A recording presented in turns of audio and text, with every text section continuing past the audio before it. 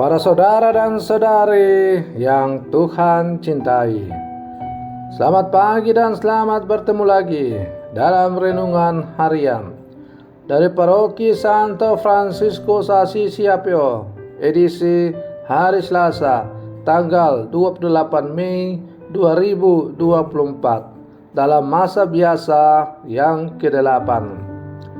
Mengawali hari yang baru ini, kita hendak mendengar dan merenungkan sabda Tuhan. Marilah sebelum kita mendengar dan merenungkan sabda Tuhan, kita berdoa. Dalam nama Bapa dan Putra dan Roh Kudus. Amin. Allah Bapa Raja Damai, anugerahkanlah kedamaian serta pengampunan dosa.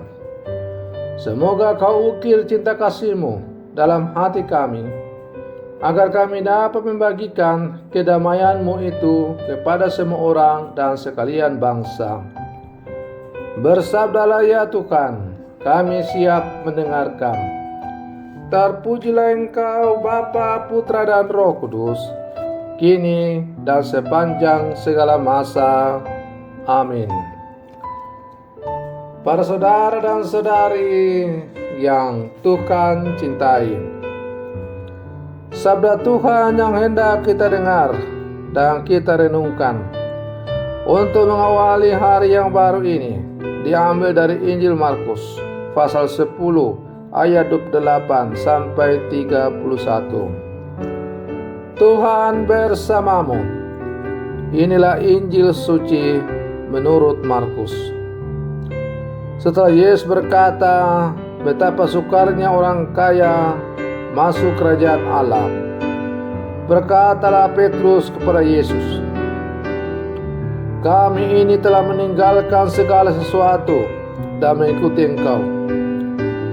Maka Yesus menjawab, "Sesungguhnya aku berkata kepadamu, barang siapa meninggalkan rumah, saudari-saudari, ibu atau bapa, anak-anak atau ladangnya, pada masa ini juga ia akan menerima kembali 100 kali lipat rumah, saudara laki-laki, saudara perempuan, ibu, anak-anak, dan ladang, sekalipun disertai berbagai penganiayaan. Dan di masa datang ia akan menerima hidup yang kekal. Tetapi banyak orang yang terdahulu akan menjadi yang terakhir, dan yang terakhir akan menjadi yang terdahulu." Demikianlah sabda Tuhan. Para saudara dan saudari yang Tuhan cintai, dalam bacaan Injil yang hari Senin kemarin kita dengar, ada pertanyaan kepada Yesus dari seorang anak muda. "Apa yang harus kuperbuat untuk memperoleh hidup yang kekal?" Dan Yesus dengan tegas mengatakan bahwa untuk memperoleh hidup yang kekal tidak hanya melakukan segala yang diperintahkan oleh Allah, tetapi Yesus meminta kepada pemuda itu untuk menjual segala miliknya, membagikannya kepada orang miskin, lalu datang mengikuti Yesus. Akhirnya orang muda itu pergi dengan kecewa karena banyak hartanya. Maka Yesus lalu berkata, "Alangkah sukarnya orang yang beruang masuk ke kerajaan Allah."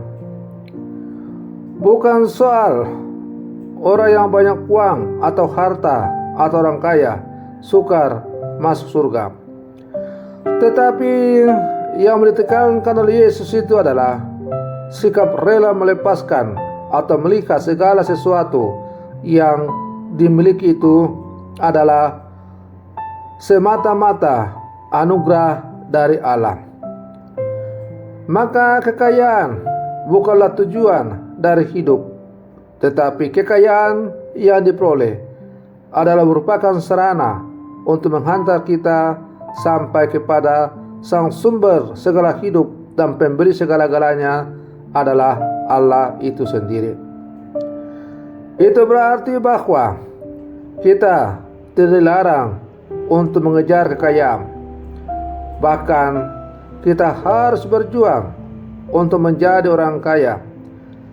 Tetapi dalam berjuang itu, hendaklah selalu menyandarkan diri kepada kehendak Allah. Atau dalam perjuangan kita itu, perjuangan itu untuk mencapai hidup yang lebih baik, kita jadikan hanya sebagai sarana untuk menuju kepada hidup kekal di dalam Allah. Maka segala apa yang kita miliki itu kita lihat sebagai anugerah semata-mata dan harus kita pakai untuk semakin menyebarluaskan kerajaan Allah di muka bumi ini.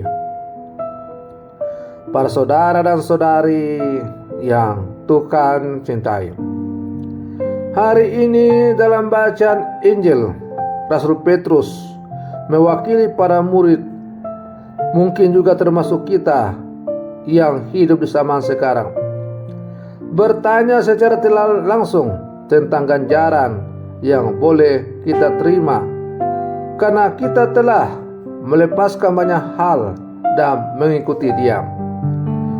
Kami ini telah meninggalkan segala-galanya untuk mengikuti Engkau.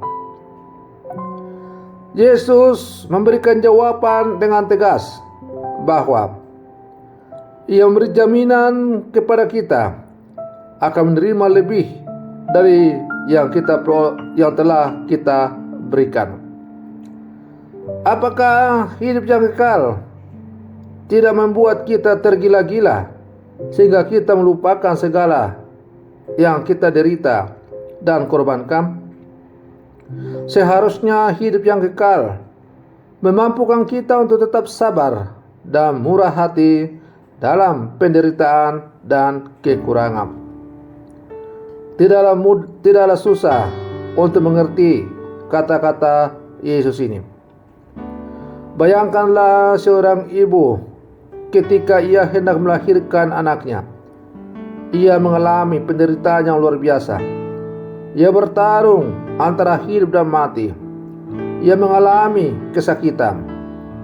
Tapi segala kesakitan yang ia alami ketika hendak melahirkan itu hilang seketika menjadi kebahagiaan yang luar biasa ketika ia dengan selamat melahirkan anaknya ke dunia. Para saudara dan saudari yang Tuhan cintai, ini tidak berarti bahwa kita tidak perlu lagi peduli terhadap kesejahteraan bersama di dunia ini. Kita hanya diingatkan bahwa jangan sampai kita hidup seolah-olah tidak ada hidup yang kekal. Jangan sampai hawa nafsu membuat kita buta terhadap kenyataan bahwa hidup di dunia ini hanya sementara. Kadang akan tiba saatnya, entah lambat atau tidak, kita akan mengalami kematian dan meninggalkan dunia ini. Segala yang kita miliki, segala kehormatan, pangkat, jabatan, kekayaan, tidak kita bawa ke dalam liang kubur. Tetapi yang kita bawa ke dalam kubur sebagai bekal kita perjalanan hanyalah papan ukuran 2x1.